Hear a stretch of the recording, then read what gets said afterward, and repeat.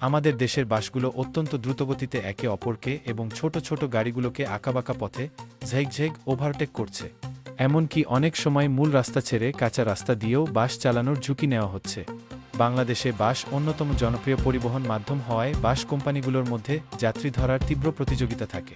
কম সময়ে গন্তব্যে পৌঁছানোর প্রতিশ্রুতি দিয়ে তারা গ্রাহক আকর্ষণ করতে চায়, যার ফলে চালকরা জীবনের ঝুঁকি নিয়ে গাড়ি চালান। অবাক করার মতো বিষয় হলো, এই ভয়ঙ্কর ড্রাইভিং অনেক যাত্রীর কাছে এখন বিনোদনের বিষয় হয়ে দাঁড়িয়েছে। অনেক যাত্রী চালকদের আরও জোরে চালানোর জন্য উৎসাহ দেন। ভিডিওতে এরা নামক এক ব্যক্তিকেও দেখা গেছে, যিনি নিয়মিত এই রোমাঞ্চকর ভ্রমণের ভিডিও তার ব্লগে পোস্ট করেন। এই বেপরোয়া গতির ফলে প্রায়ই বাস নিয়ন্ত্রণ হারিয়ে খাদে পড়ে যায়। পরিসংখ্যানে বলা হয়েছে, বাংলাদেশের সড়ক দুর্ঘটনার প্রায় 12% বাসের সঙ্গে জড়িত। জরাজীর্ণ গাড়ি এবং অনিয়ন্ত্রিত গতি এই ঝুঁকিকে কয়েক গুণ বাড়িয়ে দিয়েছে।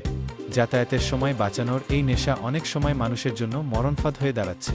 চালক, যাত্রী এবং বাস মালিক সবাইকে এই বিষয়ে সচেতন হওয়া জরুরি।